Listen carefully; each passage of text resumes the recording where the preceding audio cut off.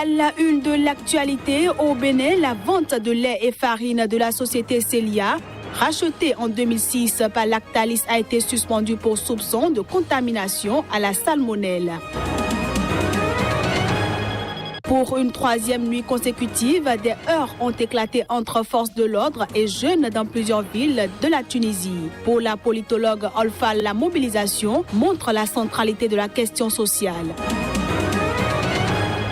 Et puis, lors d'une réunion avec des parlementaires à la Maison-Blanche sur l'immigration, le président américain s'est emporté, qualifiant, selon le Washington Post, plusieurs nations africaines ainsi qu'Haïti de pays de merde.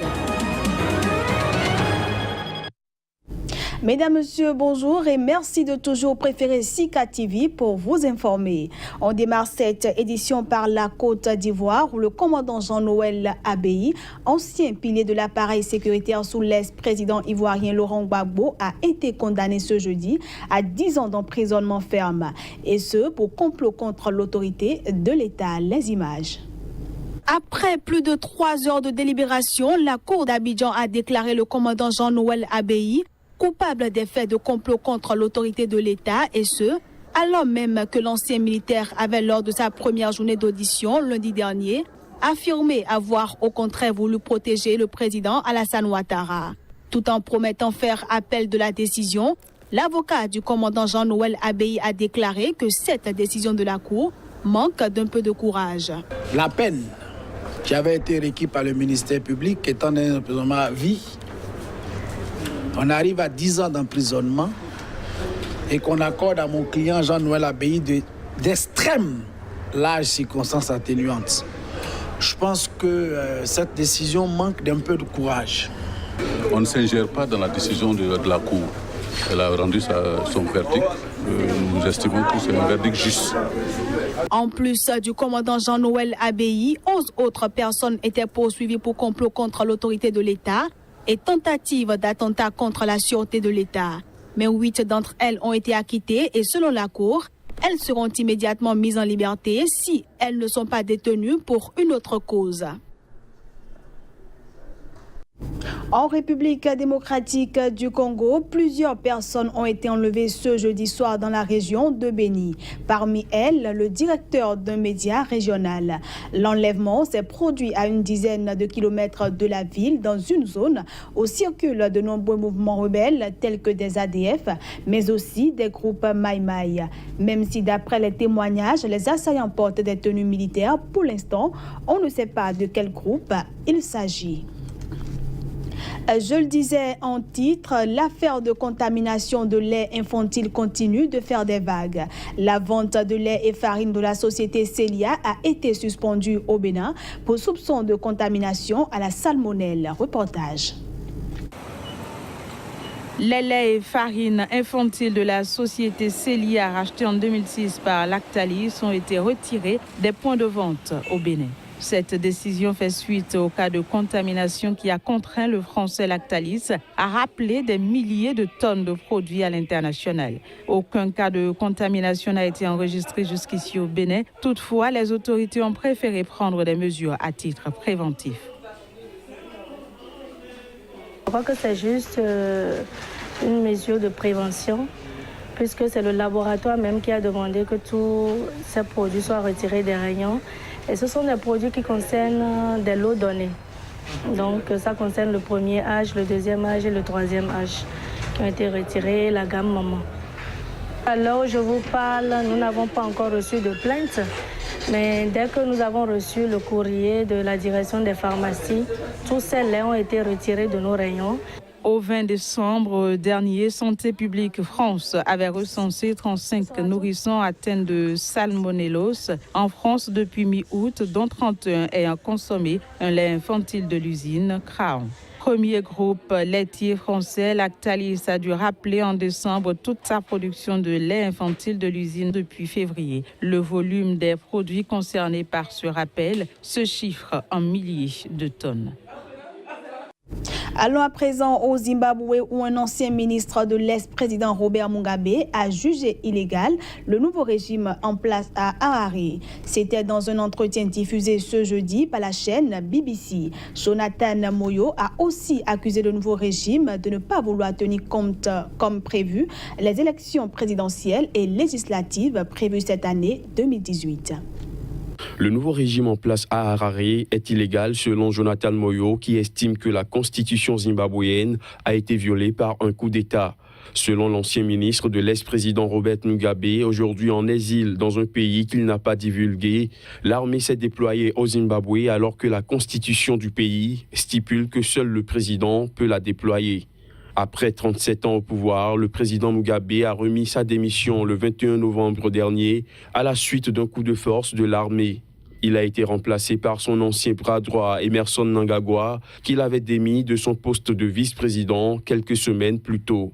Jonathan Moyo, lors de son entretien accordé à la chaîne britannique BBC, a accusé le nouveau régime de ne pas vouloir tenir comme prévu les élections présidentielles et législatives en 2018. Ce fidèle allié de Robert Mugabe accuse également le président Mnangagwa d'être impliqué dans les massacres de Gukurahundi qui avaient fait au début des années 80 quelques 20 000 morts. À l'époque des massacres, Emmerson Mnangagwa était à la tête du service des renseignements. Au Mali, les forces de l'ordre ont fait usage de violence et de gaz lacrymogène pour disperser des manifestants. C'était à l'occasion d'une marche organisée par la plateforme d'organisation de la société civile dénommée On a tout compris. Ces manifestants qui avaient prévu de marcher sur l'ambassade de France à Bamako dénoncent une position ambiguë de la France dans le dossier Kidal, 5 ans après l'intervention de la force Serval dans le nord du pays. Organisée par le mouvement On a tout compris, la marche sur l'ambassade de la France à Bamako a été violemment réprimée par les forces de l'ordre. Aujourd'hui, comme vous l'assistez, nous avons vu que nos autorités maliennes, qui ne peuvent pas se tenir debout devant ces Français-là, ont vu une jeunesse qui s'est dressée de toute sa taille contre l'impérialisme. De ces gens devant qui elle se courbe au plus bas niveau qu'un esclave pharaon, un esclave égyptien ne le fait devant le pharaon pour dire non et de crier son ras-le-bol. Et voilà, les autorités ont jugé nécessaire de nous gazifier. Ils ont jeté des gaz lacrymogènes.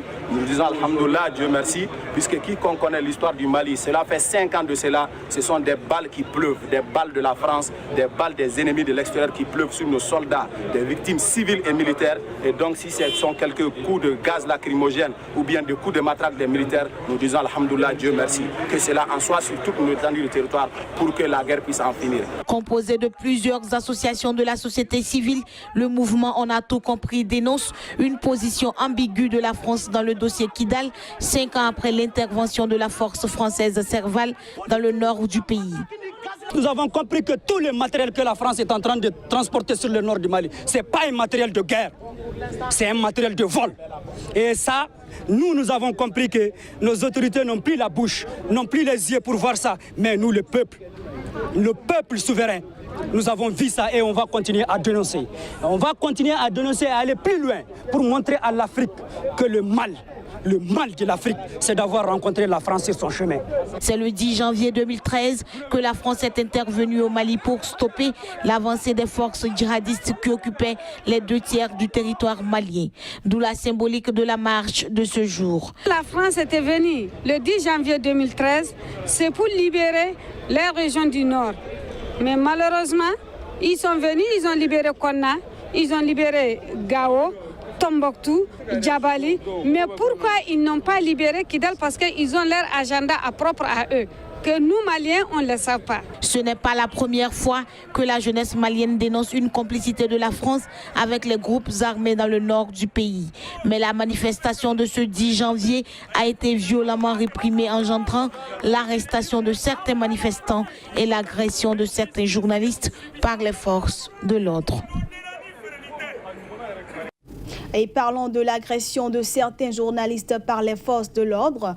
Sika TV exprime sa vive indignation après que sa correspondante au Mali ait été prise pour cible dans l'exercice de son métier par des éléments de la police lors de cette marche de protestation à Bamako. Alima Ben Touré, correspondante de Sika TV au Mali, puisque c'est d'elle qu'il s'agit, a été violentée le 10 janvier 2018 par 3 policiers alors qu'elle assurait la couverture médiatique de la marche de protestation contre la présence de la force Barkhane au Mali. Bien qu'elle se soit faite clairement identifiée comme journaliste, les policiers l'ont rouée de coups, surtout au visage. Lors de la violence exercée sur elle, son matériel de reportage a été endommagé. Sika TV exprime sa vive inquiétude et condamne ces faits qui portent atteinte à la liberté de presse. Elle demande aux autorités maliennes de faire toute la lumière sur cette brutalité policière et de prendre toutes les mesures pour que ce énième incident déplorable à l'endroit de la presse ne se reproduise plus. Et le communiqué est signé par le directeur de l'information de Sika TV, Benjamin Honoré Naoum. Ce journal se poursuit. En Tunisie, de nouveaux heurts ont éclaté ce mercredi soir entre manifestants et policiers dans plusieurs villes du pays. Cette nouvelle manifestation intervient au 3e jour d'une contestation alimentée par des mesures d'austérité. Depuis d'ailleurs la chute de Ben Ali, tous les janvier la même année, de nouveau on a un pic de mobilisation qui vient confirmer, montrer de nouveau la centralité de la question sociale. La différence peut-être la plus importante à relever, c'est dans la sociologie des manifestants. On assiste à l'implication et à l'engagement de jeunes, de plus en plus jeunes, dans ces mobilisations. Et cela renvoie notamment à l'ampleur de la colère et de la frustration dans le pays. Ce que préconise cette loi, c'est une nouvelle cure d'austérité basée sur quoi? Alors on le sait, le gel du recrutement dans la fonction publique, l'augmentation de la TVA de 1%, l'augmentation de la taxe sur la consommation, c'est-à-dire augmenter les impôts indirects qui sont des impôts injustes puisqu'ils touchent essentiellement les familles modestes. Malgré la chute de Ben Ali, etc., on n'a jamais tiré le bilan de ces économies, de ces politiques économiques, et on continue à reconduire les mêmes choix stratégiques, les mêmes économies, et à donner des profits aux mêmes, et à refuser de redistribuer au profit des mêmes, etc. Et à refuser de mettre en place des vraies réformes, des réformes de l'administration, de la fiscalité, des réformes du système de santé, des réformes, etc. Et puis le président américain s'est emporté ce jeudi au cours d'une réunion avec des parlementaires à la Maison-Blanche sur l'immigration. Selon le Washington Post, Donald Trump aurait qualifié plusieurs nations africaines et Haïti de pays de merde. On fait le point. Nouvelle gaffe du président américain. Et cette fois-ci, Donald Trump s'en est pris aux pays africains et à Haïti, les qualifiant de pays de merde. À en croire le Washington Post, le milliardaire républicain s'est emporté alors qu'il échangeait avec des parlementaires sur la question de l'immigration à la Maison-Blanche. La réunion portait sur un projet bipartisan proposant de limiter le regroupement familial et de restreindre l'accès à la loterie pour la carte verte. En échange, l'accord permettrait d'éviter l'expulsion de milliers de personnes, souvent arrivées enfants aux États-Unis. Outre le Washington Post, le New York Times a également fait état des mêmes propos du président, citant des participants non identifiés à la réunion. Pour rappel, en septembre dernier, le président Donald Trump a abrogé le programme ayant permis à 690 000 jeunes entrés illégalement aux États-Unis alors qu'ils étaient enfants de travailler et d'étudier en toute légalité en les protégeant de l'expulsion. Il a donné jusqu'au 5 mars prochain au Congrès pour trouver un compromis. Et voilà, mesdames, messieurs, ce sera tout pour cette édition que je vous remercie d'avoir suivi. Ne zappez surtout pas, l'information continue sur Sika TV.